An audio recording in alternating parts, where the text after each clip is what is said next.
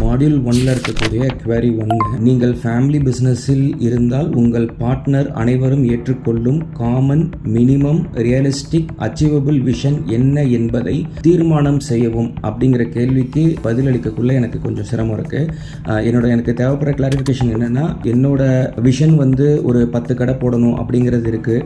என்னோட பார்ட்னரோட விஷன் வந்து ஒரு கடையோ 2 கடையோ போகிறது தான் அவரோட அதிகபட்ச விஷனாக இருக்குன்னா, என்னோட விஷனையும் நான் வந்து அந்த 2 கடை அளவுக்கு குறைச்சிக்கணுமா, இல்லை அவங்களுக்கு இதை பற்றின புரிதல், இல்லை அவங்களுக்கும் அந்த வந்து ட்ரீமை கொடுத்து 10 கடை வரைக்கும் கூட்டிகிட்டு வரணுமா, இல்லை 2 பேருக்கும் காமனான ஒரு இடத்துல ஒரு 5 கடை வரைக்கும் நம்ம பண்ணலாம், அதை நோக்கி நம்ம பயணம் பண்ணுவோம் அப்படிங்கிற இடத்துக்கு வரணுமா?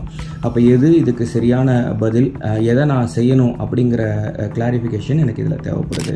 ரொம்ப நன்றி. உங்களோட முதல் கேள்வி என்னன்னா, ஃபர்ஸ்ட் மாடியூல்ல நீங்கள் ஃபேமிலி பிசினஸ்ல இருந்தால் உங்கள் பார்ட்னர் அல்லது ஷேர் ஹோல்டர் அனைவரும் ஏற்றுக்கொள்ளும்படியான காமன் மினிமம் ரியலிஸ்டிக் அச்சீவபிள் விஷனை தீர்மானம் செய்யணும்னு சொல்லியிருக்கு. அப்போ உங்க டவுட் என்னன்னா, காமன் மினிமம் விஷன் அப்படிங்கும் போது எனக்கு வந்து 10 கடை போடலாம், அவருக்கு 1 கடை போடலாம். அப்போ ஒரு கடையிலையும் நின்றுலாமா, 10 கடையை நோக்கி போகலாமா, இல்லை காமனா ஒரு 5 அக்செப்ட் பண்ணிக்கலாமான்னு கேட்குறீங்க. ஆல் வி நீட் இஸ் ஒரு அலைன்மெண்ட். ஏன்னா ஒரு கோல் ஃபிக்ஸ் பண்ணும்போது ஃபேமிலி அலைன்டா இருக்கணும். அப்போ அவங்களோட அலைன்மெண்ட்டும் வேணும். 2வது இந்த விஷயம் வந்து அவங்களும் சேர்ந்து வரணும்.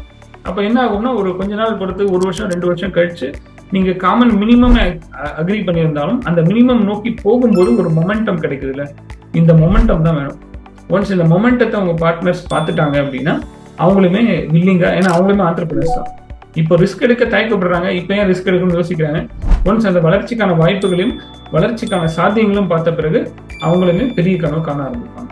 அதனால இந்த மொமெண்டம் முக்கியம். ஸோ நீங்க நெகோசியேட் பண்ணி நீங்க அக்ரி பண்ணிக்கலாம். நம்ம பேசுறதுக்கு வேணா இது கொஞ்சம் காம்ப்ளிகேட்டடா இருக்கலாம், ப்ராக்டிகலா நீங்க நடைமுறைப்படுத்தும் போது ரொம்ப ஈஸியா இருக்கும். அடுத்த வீடியோல வந்து அடுத்த கொஸ்டின் டிஸ்கஸ் பண்ணுவோம்.